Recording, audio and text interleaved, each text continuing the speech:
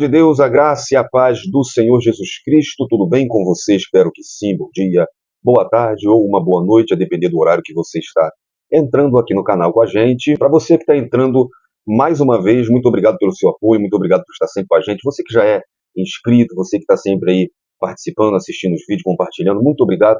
Deus lhe abençoe poderosamente, tá? Não esqueça de dar o seu like, de compartilhar. Também comente esse vídeo para que a gente possa conversar, dialogar. Para você que está entrando a primeira vez, seja muito bem-vindo ao nosso canal, tá bom? Esse canal pode ser um pouco seu também. Basta você se inscrever, dar o seu like, ativa também o sininho das notificações, e aí você vai receber qualquer conteúdo que a gente colocar, tá? E quando você faz isso, você ajuda o canal, porque o YouTube vai abrir uma janela maior de visualizações para a gente, tá bom? Nós que temos se dedicado aqui a colocar sempre um conteúdo bom, bíblico, que vai lhe edificar. Então nós te pedimos esse favor que não vai te custar tempo e nem dinheiro, tá bom? Para você que não me conhece, eu sou Jonathan Cadiz, eu congrego na Assembleia de Deus Ministério Boa Esperança, AMIB, no Jardim Redentor, em Belfor Roxo, no Rio de Janeiro, igreja que é dirigida pelo meu amigo e pastor Rodrigo Lima e presidida pelo pastor Emanuel Silva, tá bom? Fique à vontade, esse canal também é seu, fique até o final desse vídeo, porque hoje nós vamos para a quinta lição da Escola Bíblica Dominical da revista Dois Adultos da CPAD, revista que é comentada pelo pastor Osiel Gomes e tem por título A Carreira que nos está proposta, o caminho da salvação, santidade e perseverança para chegar ao céu. Chegamos na quinta lição desse segundo trimestre.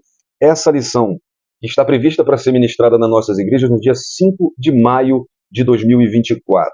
Vimos em primeiro lugar o início de uma caminhada, o início dessa carreira que nos está proposta. Na segunda lição nós vimos que nessa caminhada existe uma escolha, a porta estreita e a porta larga. Então nós vimos que temos que escolher a porta estreita e o caminho apertado. Na terceira lição nós vimos o foco dessa caminhada, que é o céu. E na quarta nós vimos como se conduzir nessa caminhada, que foi a última lição. Hoje vamos ver que existem inimigos nessa caminhada. Essa lição tem por título Os Inimigos do Cristão. Vai na descrição, porque tem link para te ajudar na sua lição da Escola Bíblica Dominical. Além de dinâmica, subsídio, muita coisa boa para te ajudar. Tem o link das nossas redes sociais, o link do grupo no WhatsApp Manual da EBD, que é um grupo exclusivo para lições da Escola Bíblica Dominical. Então lá você vai ter superintendentes que vão te ajudar, você vai ter a leitura diária sendo colocada todo dia, e a leitura diária você pode pegar aquele cartaz e compartilhar com seus alunos, e pedir para os seus alunos explicarem, escolher cada dia um aluno para explicar a leitura diária, e assim você faz uma dinâmica e incentiva os seus alunos a lerem a revista em casa. Então é muito bom. Também tem o link do filme, o link do desenho, tá? E também para você baixar o livro em PDF do Peregrino. O livro, O Peregrino, ele já foi traduzido para mais de 200 idiomas e depois da Bíblia é o livro mais influente e mais vendido, tá? Narra a viagem de um cristão. É muito bacana. O autor, que agora me fugiu o nome aqui da memória, ele coloca o cristão como um personagem e ele está peregrinando por um caminho até chegar a um local, que é a cidade celestial. Então, nesse caminho, mostra os obstáculos, as dificuldades, os inimigos, e também mostra as motivações, né, aquilo que vem para ajudá-lo. Então, narra a nossa caminhada até o céu. Por isso que esse livro é uma indicação até da CPAD para esse trimestre. Então, vai lá, porque tem o filme. Se você quiser passar na sua igreja, tem até um desenho muito bacana para passar com as crianças. E também tem o livro, vale a pena ler, é muito bom. Muito bacana, tá bom? E junto nós vamos sendo edificados pela Palavra de Deus.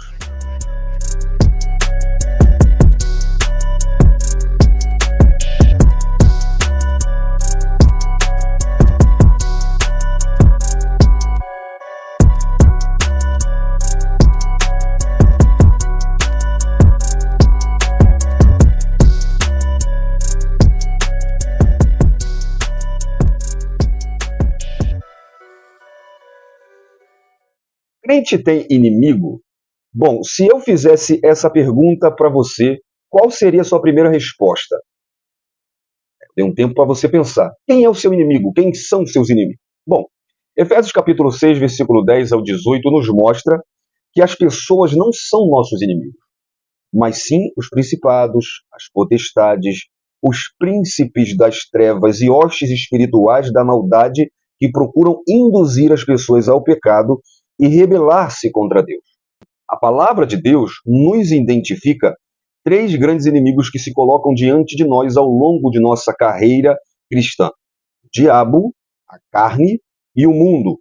Por isso, nessa lição, estudaremos cada um desses inimigos, o conceito bíblico de cada um deles e como, do ponto de vista doutrinário, a Bíblia nos orienta a lidar com esses inimigos.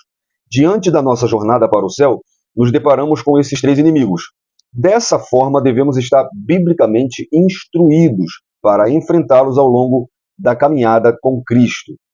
Sendo assim, essa lição tem por objetivo identificar o primeiro inimigo do cristão, o diabo, explicar o conceito bíblico da palavra carne e apresentar o termo mundo, enfatizando os três níveis de vícios infames de acordo com a lição. E para isso nós temos como texto áureo a carta de Paulo aos Gálatas, capítulo 5, versículo 25 e 26. Se vivemos no Espírito, andemos também no Espírito. Não sejamos cobiçosos de vanglórias, irritando-nos uns aos outros, invejando-nos uns aos outros. Então, na lição passada, nós vimos o sentido do termo andar, que no grego é o periapatesen, que é modo de vida. 1 João capítulo 2, versículo 6, diz que aquele que diz que está nele também deve andar como ele andou. Então, indica um modo de vida, tá bom? E aí Paulo alerta para que não sejamos cobiçosos de vanglória, soberba, de autolatria.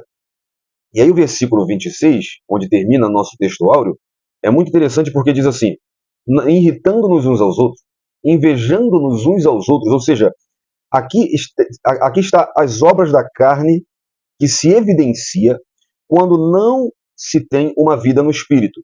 E Paulo está dizendo que nós não somos inimigos uns dos outros, para nos irritar, para nos invejar.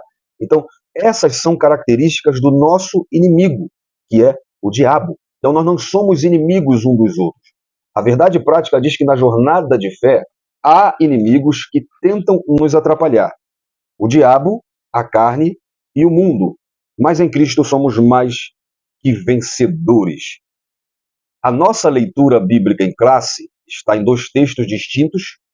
Carta de Paulo aos Romanos, capítulo 6, do 11 ao 14, e também 1 João, capítulo 2, do 15 ao 17. Vamos ver.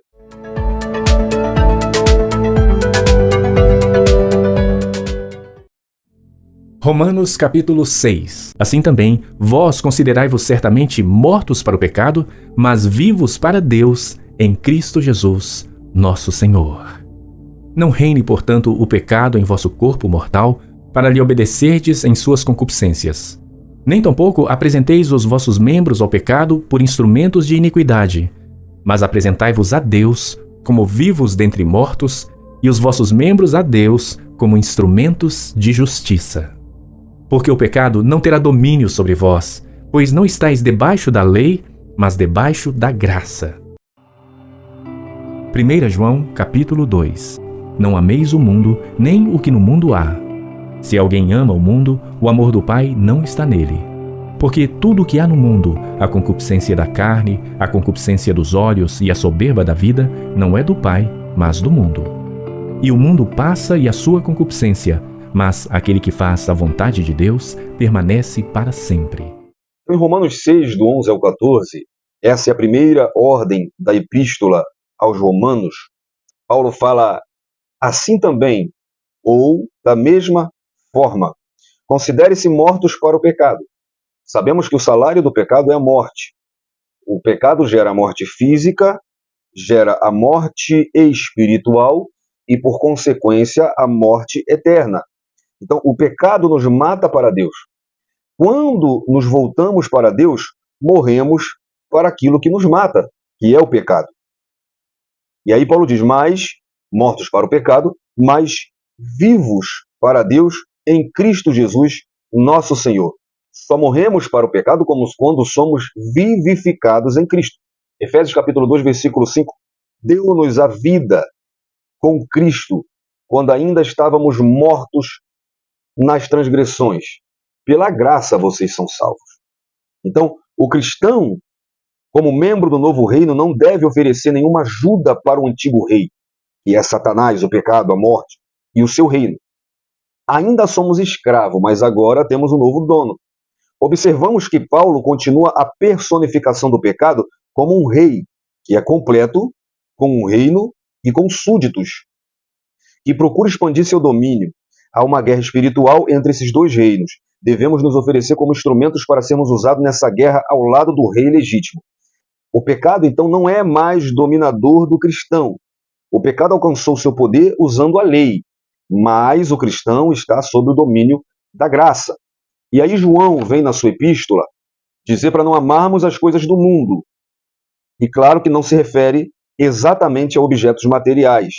São coisas que absorvem o amor humano pelo Pai, em um grau impróprio, até o ponto de suplantar Deus. É o perigo das coisas oferecidas pelo mundo, que suplantam o amor de Deus. Então João advertiu contra aquilo que o corpo deseja, a concupiscência da carne, a concupiscência dos olhos, porque aquilo que os olhos anseiam ver e aquilo que as pessoas se esforçam para adquirir.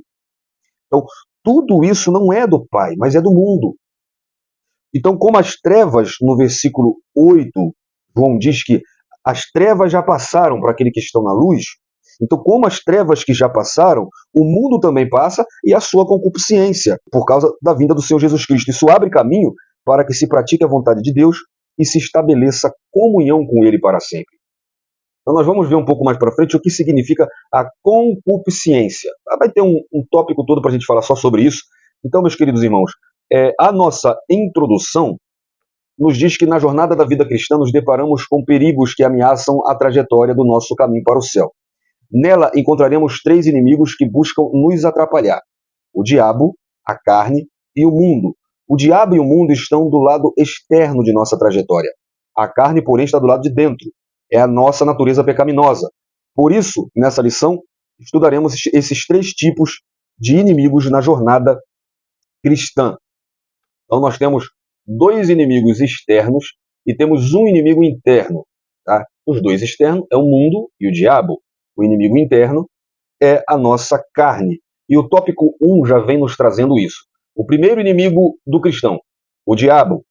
Subtópico 1 fala que o diabo é real. Subtópico 2, a descrição de Satanás.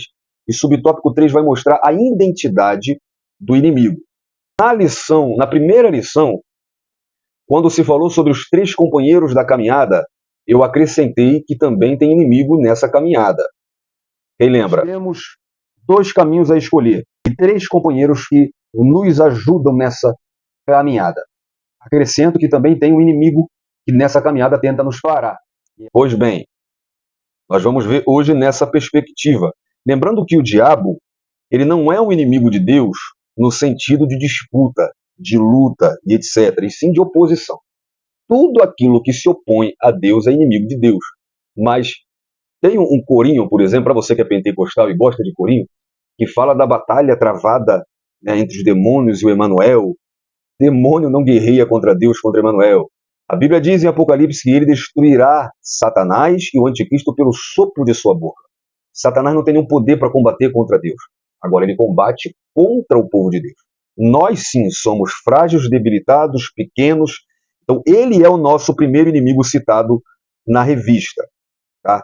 Então, em primeiro lugar, nós vamos ver que o diabo é real. Eu gostei muito do pastor Osiel Gomes ter trago essa afirmação. A existência do diabo como pessoa é descrito desde o primeiro livro da Bíblia, no Antigo Testamento. As ações de Satanás são descritas em Gênesis 1, Crônicas, Jó, Salmos, Isaías, Ezequiel e Zacarias. O Novo Testamento mostra a atuação do diabo por cerca de 25 vezes das 99 passagens dos evangelhos em que Jesus o menciona em seu ministério. Nosso Senhor atesta a realidade de Satanás. Mateus 13:39, Jesus explica que o inimigo que semeia o joio no meio do trigo é o diabo, a parábola do joio e do trigo. E em Lucas 11:18, ele atesta que Satanás é real, quando dizem que ele repreende demônio no nome de demônio, né, de Beelzebul. Ele atesta que ele é real, que ele tem um reino, tá, e que esse reino não é dividido. Então Satanás, o diabo, ele é real. E por que a importância dessa informação? Porque existem segmentos que, acredite você, não acreditam que Satanás é um ser espiritual existente, que se opõe a Deus e os servos de Deus. Por exemplo, existe uma ideia do mal em oposição ao bem. E isso seria uma invenção, desde a mitologia. O diabo, cujo nome sugere, diabolos, é caluniador. E Satanás, que no hebraico é Satã, é adversário. E alguns dizem que isso é apenas um adjetivo para se referir a um princípio de mal existente nas pessoas. Então, quem se opor a Deus é um diabo. Quem me caluniar? Meus adversários humanos. Então, essa ideia diz que o diabo são as pessoas, são seus adversários. Tá? E não que existe um ser espiritual. Mas o diabo, ele é real. Ele tem poder, ele se opõe a tudo que é de Deus. Os pecadores, os que se opõem à obra de Deus, eles são chamados de filhos do diabo, filhos da perdição, filhos de Belial. Então é muito importante entendermos isso, conhecermos nossos inimigos, o nosso inimigo, e entendermos as suas armas, suas maneiras de agir, como ele nos ataca e como podemos nos defender. Então, ele é real, e o tópico 2 traz a descrição de Satanás. As escrituras sagradas descrevem Satanás como um ser espiritual que pertencia a uma ordem angelical dos querubins, sendo o mais exaltado deles. Lá em Ezequiel 28, do 12 ao 14, uma referência ao rei de Tiro, que é uma menção ao Lúcifer, o querubim ungido, que eleva o seu coração, exalta o seu coração, quer ser igual a Deus, então dentro dele nasce o pecado do orgulho, e ele é abatido, expulso do céu e se torna Satanás. Em Judas 9, nós vemos que Miguel contendeu com o diabo a respeito do corpo de Moisés. Por ele pertencer a uma ordem elevada, está registrado isso. O arcanjo Miguel contendeu contra ele pelo corpo de Moisés, mas não ousou pronunciar juízo de maldição contra ele. De fato, Satanás é o chefe dos anjos caído. Ele possui poder, porém suas ações são limitadas, mas é visto como Deus desse século, lá em 2 Coríntios 4:4, e o príncipe da potestade do ar. Efésios 2:2, Paulo diz, em que noutro tempo andaste segundo o curso desse mundo, segundo o príncipe das potestades do ar, do espírito que agora opera nos filhos da desobediência. Então também podemos afirmar que Satanás é um ser que possui personalidade, ou seja, ele tem inteligência. Lá em 2 Coríntios 11, versículo 3, Paulo diz, mas temo que assim como a serpente enganou Eva com sua astúcia, assim também sejam de alguma forma corrompidos nossos sentidos e se apartem da simplicidade que há em Cristo Jesus. Também mostra a raiva. Em Apocalipse 12:17 fala do dragão que se irou contra a mulher e contra a semente da mulher. Os desejos, lá em Lucas 22, versículo 31, disse também o Senhor, Simão, Simão, eis que Satanás vos pediu para vos cirandar como trigo, a vontade que ele tem, o desejo que ele tem de acabar com aquele que serve a Deus. E também mostra que ele tem vontade própria. Lá em Isaías 14, do 13 ao 14, que é outra referência ao filho da alva, né? E em 2 Timóteo 2:26, onde Paulo diz, e tornarem a despertar, desprendendo-se dos laços do diabo. Então nosso Senhor ele considerava Satanás como uma pessoa, e por isso usou pronomes pessoais para se referir a ele.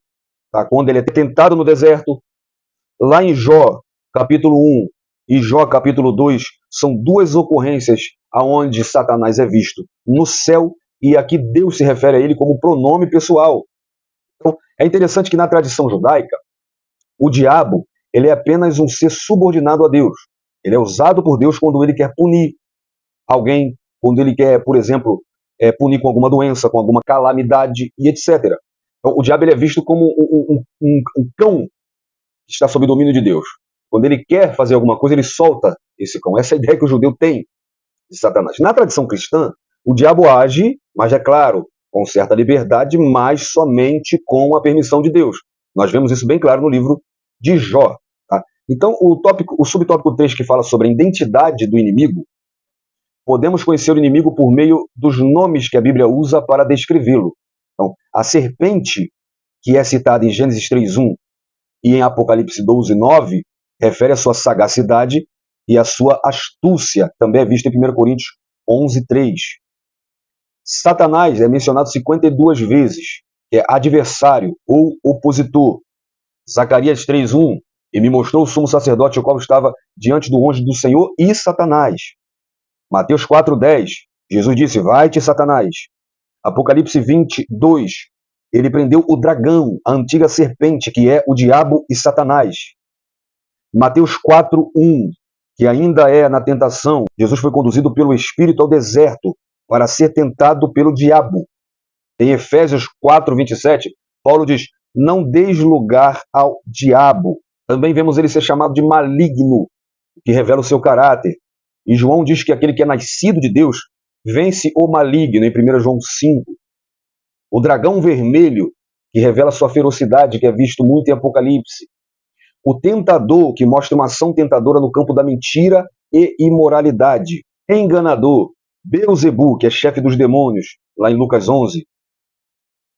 E Belial, nós vemos Belial lá em Juízo 19, 22. Filho de Belial em 1 Samuel 30, 22. 2 Coríntios 6, 15, Paulo chama o próprio diabo de Belial. Então esses nomes revelam uma natureza cruel e perversa e destruidora do nosso inimigo. Então, o primeiro inimigo do cristão, citado na revista, é o diabo, tá? Que é descrito na Bíblia como um ser real. Então, eu quero aqui mostrar para você alguns erros sobre o diabo e algumas ações do diabo. Em primeiro lugar, alguns erros a respeito do diabo. Já vimos que ele é real. Logo, é uma mentira dizer que o diabo é apenas um príncipe do mal existente, um princípio de mal existente nos homens. Homens não são diabos. Se bem que tem uns que nem usado, né? Eles usam o diabo. Mas deixa isso para lá. Ou dizer que é um adjetivo para se referir à oposição. Ou entender que é uma invenção da igreja.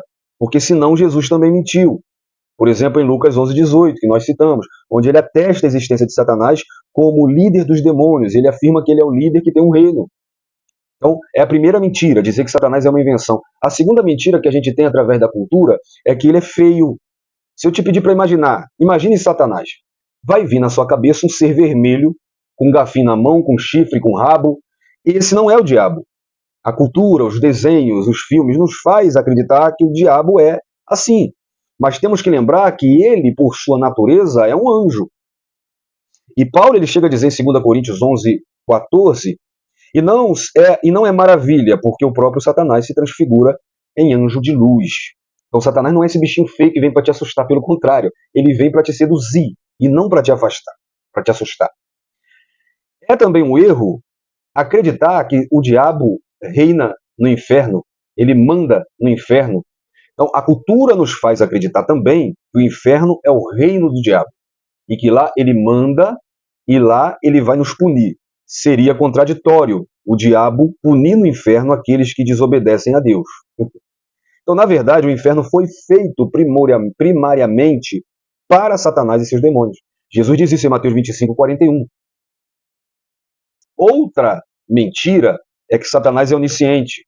Satanás não pode ler os nossos pensamentos. Ele não é onisciente, ele também não é onipresente. Ele não pode estar em mais de um lugar ao mesmo tempo. Existe uma hierarquia. Lá em Efésios 6 fala de principado, potestade, príncipe das trevas desse século, hostes espirituais da maldade. Então existe uma hierarquia. Outra mentira é que Satanás está preso.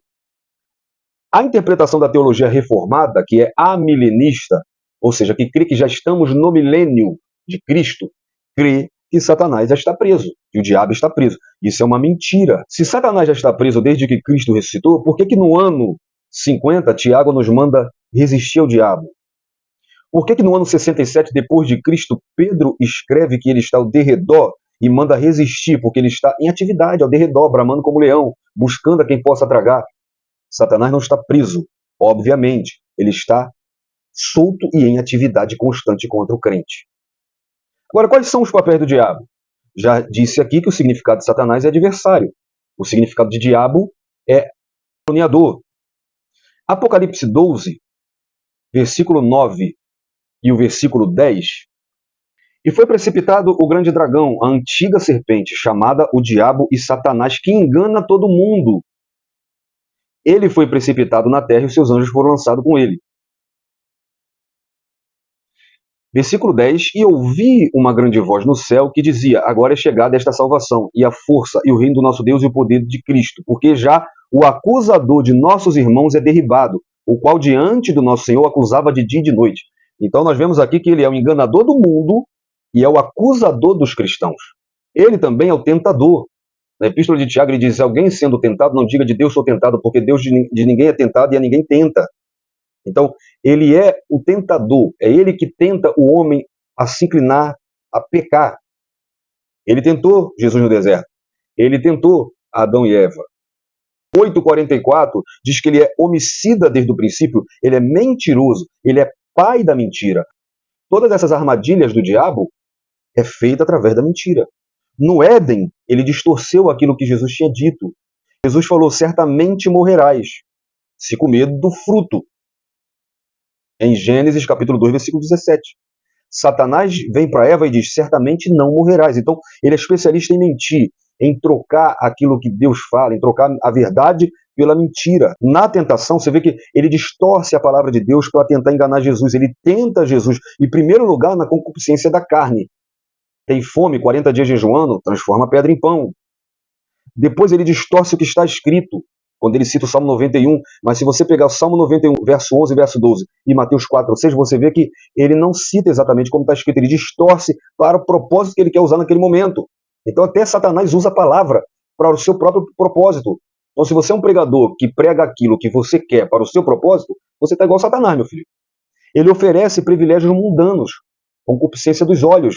Ele leva Jesus ao pináculo do templo e mostra os reinos da terra, um alto monte, e mostra os reinos do mundo e oferece aquilo a Jesus, se Jesus prostrado lhe adorasse.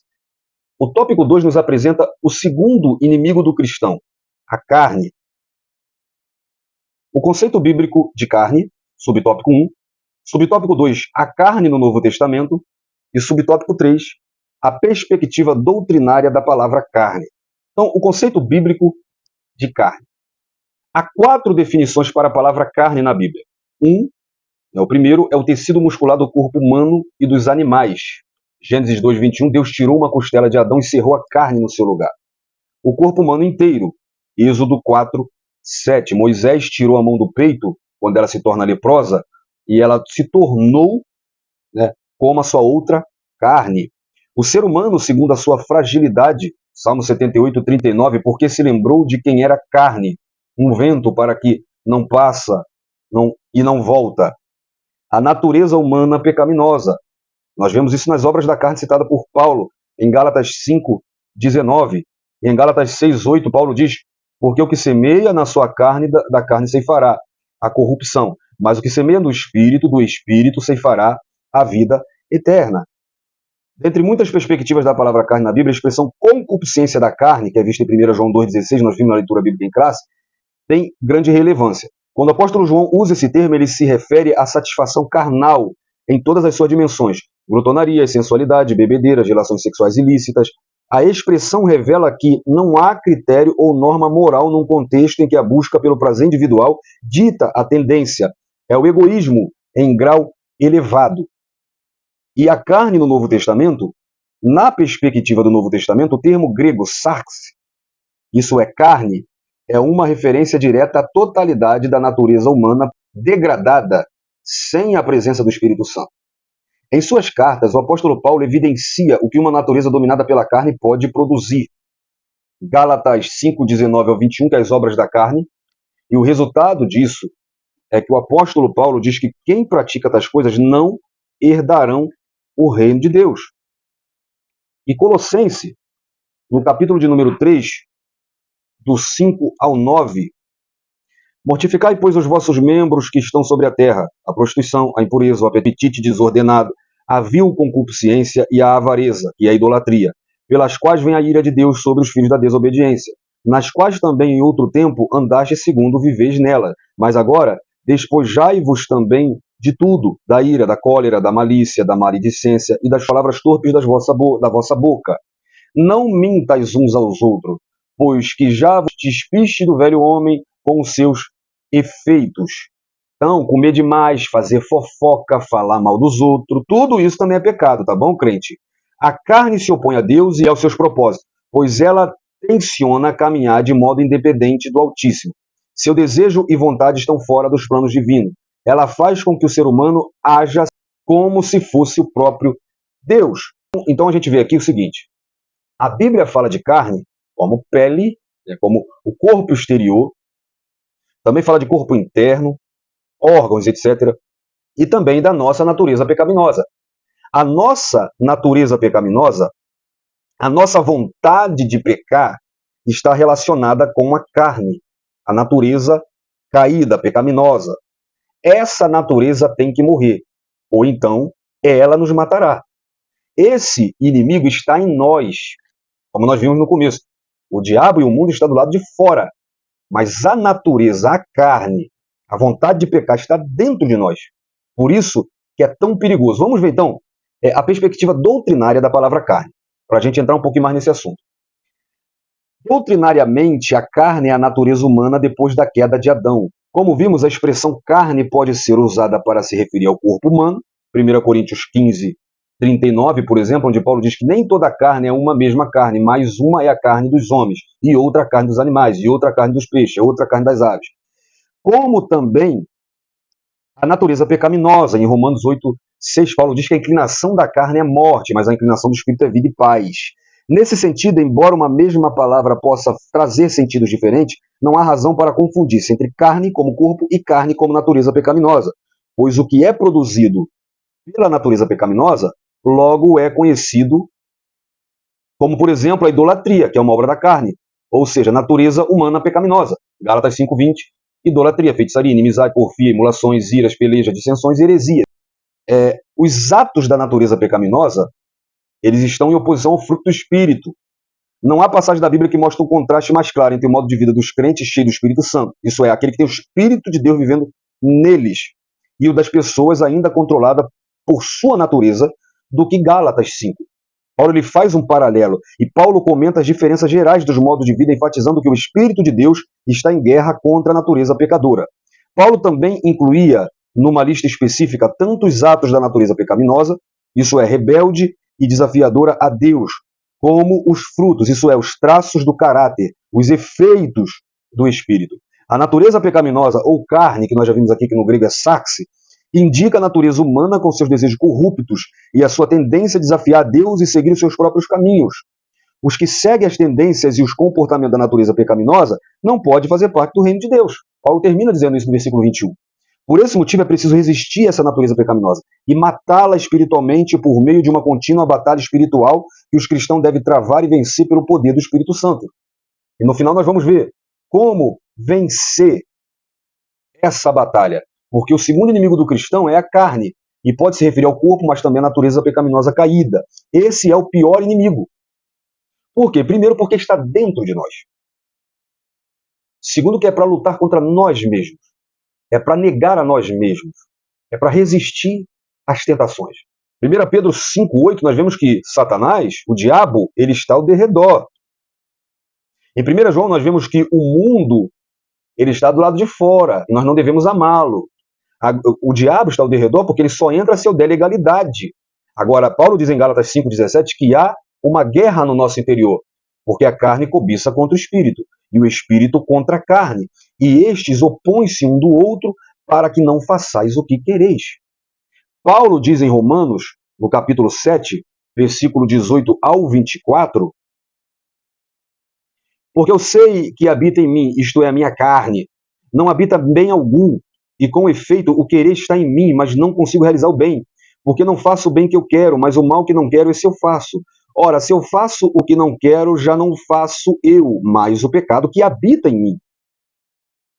Acho então esta lei em mim, que quando quero fazer o bem, o mal está comigo, porque segundo o homem interior, tenho prazer na lei de Deus, mas vejo nos meus membros outra lei que batalha contra a lei do meu entendimento e me prende debaixo da lei do pecado que está nos meus membros. Só resta a Paulo dizer uma coisa: miserável homem que sou, quem me livrará do corpo dessa morte? É um conflito, gente. É uma guerra. Nós precisamos tomar conhecimento disso e entender a seriedade disso. É um conflito interno porque a nossa carne está corrompida pelo pecado. Todo pecado nasce dentro de nós, na carne. Precisamos fortalecer o espírito para vencermos os desejos da carne. Jesus disse em Mateus 26:41, para vigiarmos e orarmos, para não entrarmos em tentação, porque o espírito está pronto, mas a carne é fraca. A minha carne deseja o que os olhos veem. Olha, deseja, planeja, executa. Caiu. Lembra de Davi? Tudo começa com ele olhando Betseba tomando banho. Quando ele olha, ele deseja. Quando ele deseja, ele não controla. É uma vontade desenfreada que a gente vai ver no tópico 3. É tão, mas tão sério essa natureza pecaminosa, a carne, o nosso segundo inimigo, que do diabo a Bíblia manda resistir. Tiago 1,7. Resista ao inimigo e ele fugirá de vós. Mas a carne, a Bíblia manda fugir. Paulo diz a Timóteo, 2 Timóteo 2,22, foge dos desejos da mocidade. é muito sério. Então nós vimos que o primeiro inimigo é o diabo, o segundo inimigo é a carne e o terceiro inimigo é o mundo. Então o tópico 3 traz o terceiro inimigo do cristão, o mundo. Subtópico 1, perspectivas bíblicas da palavra mundo. Subtópico 2, 3 níveis de vícios infames. E subtópico 3, vencendo o mundo. Então, as perspectivas bíblicas da palavra mundo, nós vemos que há 5 conotações bíblicas para a palavra mundo. Primeiro, a terra. Lá em Salmos 24:1, do Senhor é toda a terra, e a plenitude dos que dele habitam. Em segundo lugar, o conjunto de nações conhecidas. 1 Reis 10:23, Salomão excedeu a todos os reis do mundo. Né? A raça humana. Salmos 9, versículo 8, ele mesmo julgará o mundo com justiça. O universo, Romanos 1:20, porque as coisas invisíveis desde a criação do mundo, que fala de universo, os que se opõem a Deus, esses têm o diabo como chefe e vivem na impiedade. João 12:31, agora é o juízo desse mundo, agora será expulso o príncipe desse mundo. João 15:18, se o mundo vos aborrece, sabei que primeiro do que a vós aborreceu a mim. Então, de modo geral, a Bíblia usa a palavra mundo para descrever 2 grandes realidades. O planeta Terra em que habitamos, Salmo 19:4, em toda a extensão da terra, e em suas palavras até o fim do mundo. Neles onde uma tenda para o sol. Como também as pessoas que vivem de maneira independente de Deus. A passagem de João 1, de 1 João 2,15, que fala, não ameis o mundo, nem o que há no mundo. Se alguém ama o mundo, o amor de Deus não está nele. Então, traz a ideia de uma sociedade separada de Cristo e que se manifesta contrariamente a Deus, pois está dominada pelos vícios infames e cujas ações não condizem com a vontade de Deus. Na epístola, esses vícios são classificados em 3 níveis: concupiscência da carne, concupiscência dos olhos e a soberba da vida, que nós vamos ver. Tá? Eu não vou ler aqui o subtópico 2, que fala sobre a concupiscência. Vou falar com você sobre a concupiscência. Primeiro, deixa eu te explicar uma coisa. Mundo, por exemplo, João 3,16, Deus amou o mundo. Como que ele ama o mundo e fala para nós odiarmos o mundo? Porque você tem que entender o contexto. Por isso que aqui está explicando, né, o mundo na Bíblia pode se referir a várias coisas. Em João 3,16 são todas as pessoas, todas as nações, a totalidade de pessoas no mundo. Agora, o mundo em 1 João 2,15 fala das ações praticadas pelos ímpios. Não devemos amar a sociedade mundana em suas ações. Tá? Em 1 João 5,19 diz que todo mundo está no maligno. Então Deus amou todos os seres viventes, mas abomina a prática dos ímpios. Ou seja, o mundo. Não é odiar o planeta, né? O mundo como planeta, as pessoas, os animais, mas odiar as práticas de uma sociedade corrompida que vive sob a prática do pecado, que não tem a Bíblia como regra de fé e de comportamento. Esses estão longe de Deus. Eu devo amá-los, mas odiar suas práticas. Odiar as coisas que nos afastam de Deus. E Satanás impera nesse mundo. Ele mesmo mostrou para Jesus na tentação que existe um reino dele, sob o domínio dele nesse mundo. Paulo diz em 2 Coríntios 4,4 que ele é o Deus desse século. E essa ação do mundo vem por esses 3 níveis de vícios infames. A concupiscência da carne, a concupiscência dos olhos e a soberba da vida. Concupiscência é uma vontade exagerada. A concupiscência indica apetite carnal. Ela é intrínseca, está entranhada no mais profundo do ser, tendo de ser controlada e tanto quanto possível mantida longe de qualquer possibilidade de se unir à tentação que consiste numa provação externa do pecado para que ela seja consumada. Ou seja, o diabo ele nos tenta através da nossa concupiscência.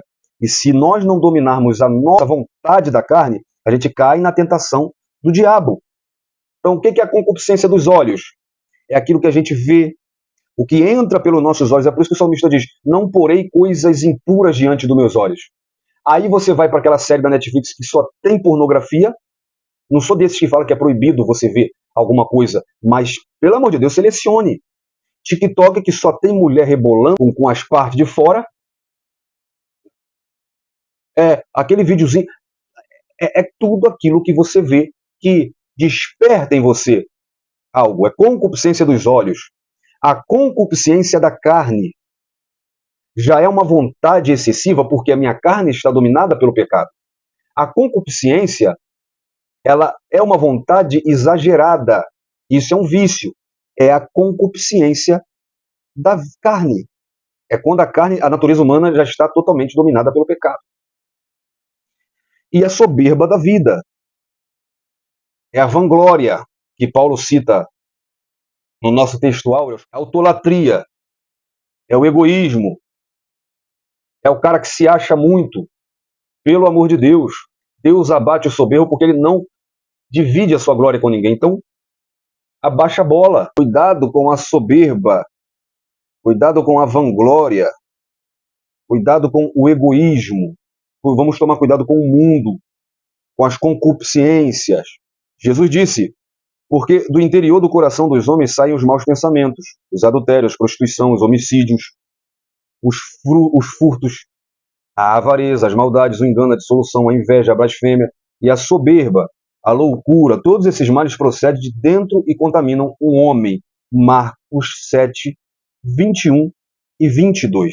Agora, a Bíblia nos apresenta os nossos inimigos, mas também nos mostra como vencê-los. Vencendo o mundo, há um sistema carnal que age sob o controle do maligno, que busca nos remover do caminho que leva ao céu, por meio de ideologias anticristãs, estilos de vida que não glorificam a Deus e formas contrárias aos valores do Evangelho. Para vencer essas investidas é preciso ter uma vida cheia do Espírito Santo. Efésios 5, 18. E não vos embriagueis com o vinho que há contenda, mas enchei-vos do Espírito. É preciso também viver plenamente em Cristo Jesus, fazendo a vontade de Deus. Jesus disse em Mateus 7, 21, que nem todo mundo que diz Senhor, Senhor entrará no reino de Deus, mas aquele que faz a vontade de meu Pai que está no céu.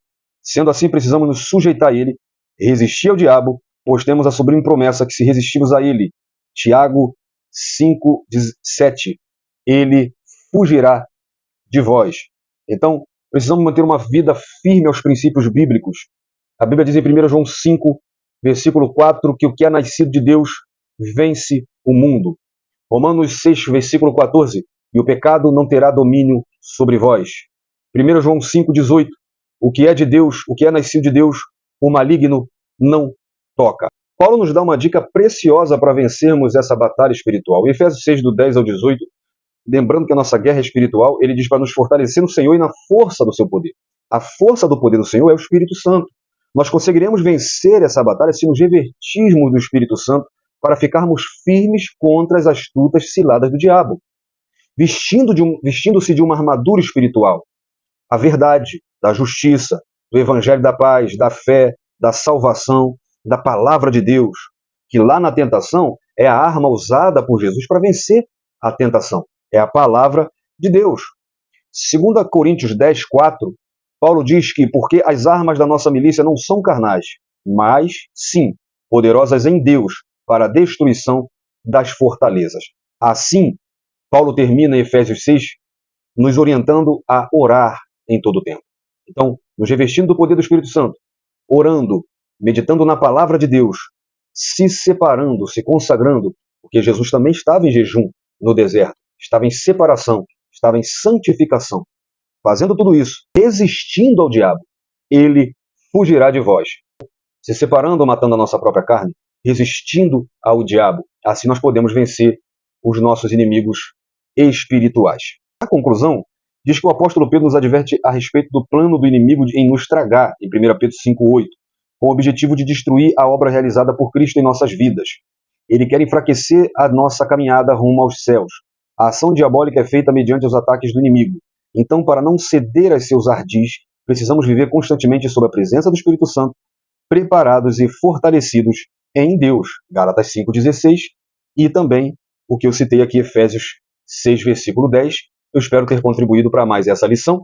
Lhe aguardo até os próximos vídeos e Deus abençoe a sua vida.